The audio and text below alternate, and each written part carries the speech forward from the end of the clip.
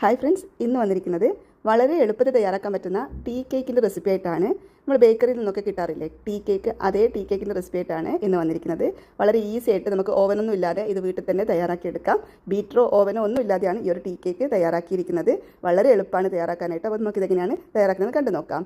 ഇതിനായിട്ട് ആദ്യം തന്നെ ഒരു ബൗളിലോട്ട് 1/2 കപ്പ് നല്ല ചൂടുള്ള പാല് ചേർത്ത് കൊടുക്കാം. ഇനി അതിലേക്ക് ഏകദേശം 1/4 കപ്പോളം ബട്ടർ കൂടി ചേർത്ത് കൊടുക്കാം. ഞാനിവിടെ അൺസോൾട്ടഡ് ബട്ടറാണ് ചേർത്തിട്ടുള്ളത്. എന്നിട്ട് നല്ലതുപോലെ ഒന്ന് മിക്സ് ചെയ്ത് കൊടുക്കാം. നന്നായിട്ടൊന്ന് മിക്സ് ചെയ്ത ശേഷം ഇനി ഇതിവിടെ അടച്ച് മാറ്റി വെക്കാം. കാരണം നമ്മൾ ഈ ഒരു കേക്കിന് വേണ്ടിയിട്ട് ചൂടുള്ള പാലാണ് യൂസ് ചെയ്യുന്നത്. അപ്പോൾ ചൂട് പോകാനായിട്ട് ഇവിടെ അടച്ച് മാറ്റി വെക്കാം. ഇനി ഒരു മിക്സിയുടെ ജാർ എടുത്തിട്ട് അതിലേക്ക് 2 മുട്ട ചേർത്ത് കൊടുക്കാം. ഒപ്പം തന്നെ 1/2 കപ്പ് മുതൽ 1/4 കപ്പ് വരെ നിങ്ങളുടെ മധുരത്തിനനുസരിച്ചിട്ട് പഞ്ചസാരയും 1/2 ടീസ്പൂൺ വാനില എസൻസും കൂടി ചേർത്തിട്ട് നല്ലതുപോലെ ഒന്ന് ബീറ്റ് ചെയ്തെടുക്കാം. ഇതിനായിട്ട് നമ്മൾ ബീറ്ററൊന്നും യൂസ് ചെയ്യുന്നില്ല, മിക്സി തന്നെയാണ് നല്ലതുപോലെ ഒന്ന് ബീറ്റ് ചെയ്തെടുക്കുന്നത്. ഇനി ഒരു അരിപ്പ വെച്ചിട്ട് അതിലേക്ക് 1 കപ്പ് മൈദയും 1/2 ടീസ്പൂൺ ബേക്കിംഗ് പൗഡറും 1 നുള്ള് ഉപ്പും കൂടി ചേർത്തിട്ട് നന്നായിട്ട് മിക്സ് ചെയ്തിട്ട് ഇതിലോട്ട് ചേർത്ത് കൊടുക്കാം. നമ്മൾ എടുത്തിരിക്കുന്നത് സോൾട്ടഡ് ബട്ടർ ആണെങ്കിൽ ഉപ്പ് ചേർക്കേണ്ട ആവശ്യമില്ല. ഞാൻ എടുത്തത് അൺസോൾട്ടഡ് ബട്ടറാണ്. ഇനി ഇത് നല്ലതുപോലെ ഒന്ന് അരിച്ച് ഇതിലോട്ട് ചേർത്ത് കൊടുക്കാം. എന്നിട്ട് നന്നായിട്ടൊന്ന് മിക്സ് ചെയ്തെടുക്കണം. നമ്മൾ ചേർത്തിട്ടുള്ള ഈ ഒരു മുട്ടയുടെയും പഞ്ചസാരയുടെ ഒക്കെ മിക്സിലോട്ട് നല്ലതുപോലെ ഇങ്ങനെ ഒന്ന് മിക്സ് ചെയ്തെടുക്കാം. കട്ട് ആൻഡ് ഫോൾഡ് മെത്തേഡിൽ നല്ലതുപോലെ ഇങ്ങനെ മിക്സ് ചെയ്തെടുത്താൽ മതി.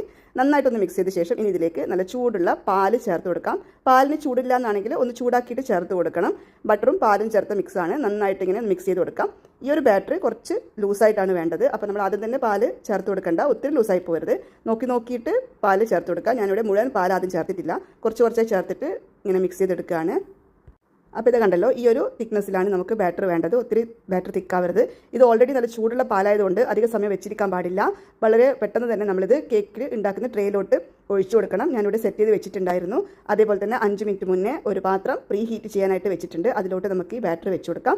എന്നിട്ടൊരു 40 to 45 മിനിറ്റ്സ് വരെ ഇതൊന്ന് ബേക്ക് ചെയ്തെടുക്കണം. ഈ ഒരു ഹോൾ ഞാനിവിടെ ഒരു ബട്ടർ പേപ്പർ വെച്ചിട്ട് ഇങ്ങനെ ഒന്ന് അടച്ചു കൊടുക്കുന്നുണ്ട്, സ്റ്റീം പുറത്ത് പോകാതിരിക്കാനായിട്ടാണ്. അങ്ങനെ ഇതിപ്പോൾ ഇവിടെ ഒരു 35 മിനിറ്റ് ഒക്കെ ആകുമ്പോഴേക്കും നമ്മുടെ കേക്ക് തയ്യാറായിട്ടുണ്ടായിരുന്നു. നന്നായിട്ട് ചൂട് പോയതിന് ശേഷം ഇനി ഇതിൻ്റെ ബട്ടർ പേപ്പറൊക്കെ ഒന്ന് ഇളക്കി കൊടുക്കാം. ഇനിയിപ്പോൾ നിങ്ങളുടെ കയ്യിൽ ബട്ടർ പേപ്പർ ഇല്ലയെന്നാണെങ്കിൽ കുഴപ്പമൊന്നുമില്ല. ഏത് ട്രേയിലാണോ കേക്ക് ബേക്ക് ചെയ്യുന്നത് അതിൽ കുറച്ച് നെയ്യോ ബട്ടറോ ഒന്ന് സ്പ്രെഡ് ചെയ്ത് കൊടുത്ത ശേഷം കുറച്ച് മൈദപ്പൊടി ഇട്ട് കൊടുക്കുക. എന്നിട്ട് അതിങ്ങനെ ഒന്ന് എല്ലാവരും മിക്സ് ആക്കിയതിന് ശേഷം തട്ടിക്കളഞ്ഞാൽ മതി. ബട്ടർ പേപ്പർ ഇല്ലയെന്ന് വെച്ചിട്ട് ഒരു കുഴപ്പമില്ല. അങ്ങനെ ഇതാ നമ്മുടെ കേക്ക് ഇവിടെ കട്ട് ചെയ്തെടുക്കുകയാണ്. ഈ കേക്ക് കണ്ടല്ലോ, അങ്ങനെ പൊടിഞ്ഞൊന്നും പോവില്ല. നമ്മൾ ബേക്കറിയിൽ നിന്നൊക്കെ വാങ്ങിക്കുന്ന ടീ കേക്ക് ഉണ്ടാവല്ലോ, അതേ ഒരു ടെക്സ്ചറിലും രുചിയിലുമാണ് നമുക്കിത് കിട്ടുന്നത്. നല്ല ടേസ്റ്റാണ്. ബട്ടറൊക്കെ ചേർക്കുന്നത് കൊണ്ട് തന്നെ നല്ല രുചിയാണ് കഴിക്കാനായിട്ട്. തീർച്ചയായിട്ടും ഒരു തവണ ഒന്ന് ട്രൈ ചെയ്ത് നോക്കിയാൽ നിങ്ങൾ എന്തായാലും വീണ്ടും ഉണ്ടാക്കും. വളരെ ഈസിയാണ് തയ്യാറാക്കാനായിട്ട്. അപ്പോൾ എല്ലാവർക്കും ഈ ഒരു കുഞ്ഞു വീഡിയോ ഇഷ്ടപ്പെട്ട് കാണുമെന്ന് വിശ്വസിക്കുന്നു. അപ്പോൾ വീഡിയോ ഇഷ്ടപ്പെട്ടിട്ടുണ്ടെങ്കിൽ നിങ്ങളുടെ പ്രിയപ്പെട്ടവർക്കൊക്കെ ഒന്ന് ഷെയർ ചെയ്ത് കൊടുക്കണേ. അതുപോലെ ചാനൽ സബ്സ്ക്രൈബ് ചെയ്ത് സപ്പോർട്ട് ചെയ്യാനും ആരും മറക്കരുത്. ഉണ്ടാക്കി നോക്കിയിട്ട് നിങ്ങളുടെ ഫീഡ്ബാക്കും അറിയിക്കാൻ മറക്കരുത്. നമുക്ക് വീണ്ടും പുതിയൊരു വീഡിയോ ആയിട്ട് കാണാം.